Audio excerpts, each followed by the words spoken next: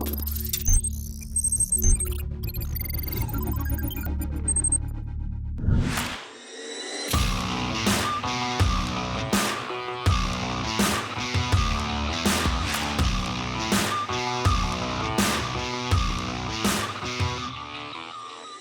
one of the newest middleweight adventure motorcycles in the market. The F750 GS is the slightly road-biased adventure touring motorcycle from BMW Motorrad. If traveling interstate or hundreds of kilometers in a day is your kind of thing, that's exactly what the F750 GS is made for.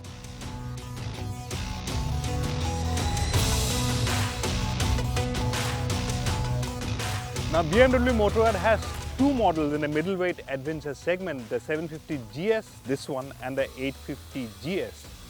Now don't go by the name, the 750 GS is not powered by a 750cc engine as you would probably think. Both bikes share the same 853cc parallel twin engine. The difference is of course in the tuning. This one makes slightly less power and of course it gets alloy wheels, slightly smaller 19-inch wheel. And this one is the more road biased model of the two. And that's the one we're riding and to see how much of an adventure it can offer you.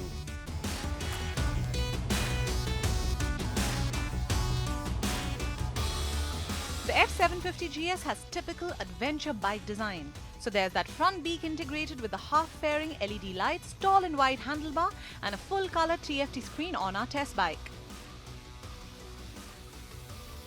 The standard F70 GS comes with two riding modes, Road and Rain, but with the optional Pro package you get two additional riding modes, Dynamic and Enduro, plus traction control and quick shifter. Navigating through the different menus on the screen takes some time getting used to.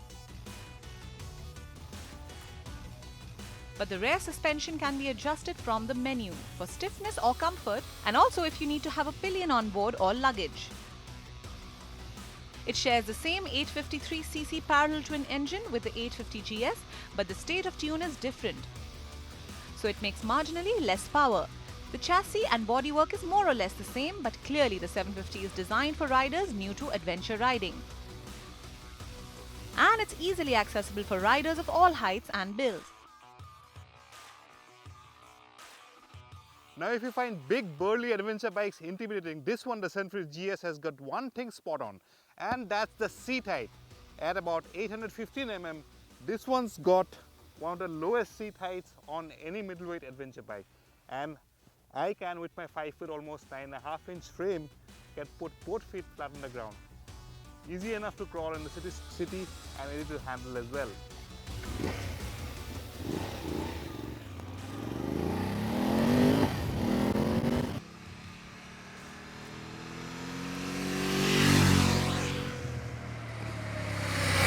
The 750 GS may have less power than its more off-road focused sibling, but it certainly doesn't lack performance.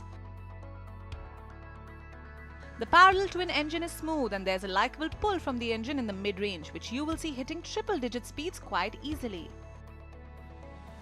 Ride quality is pliant and the bike's weight is balanced well. It's taut, the handling inspires confidence, and road manners are quite impressive.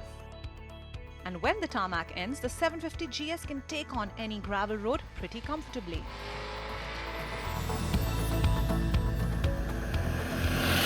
Experienced riders used to off-road riding may be left wanting for more due to the smaller front wheel and lack of suspension travel. But for the usual adventure over broken roads and the like, the 750 will sail through quite comfortably.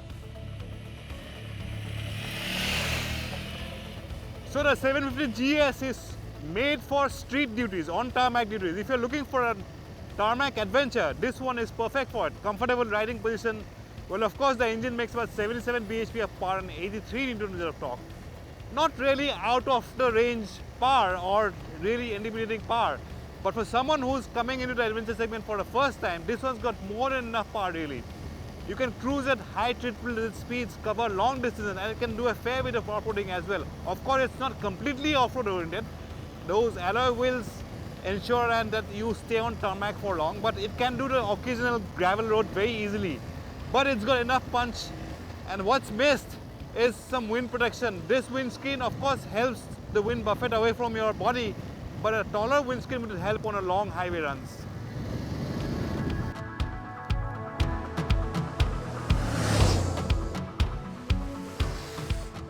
The BMW F750 GS is an impressive touring machine. It may not be the hardcore off-road adventure bike, but that's not what it's designed for in the first place.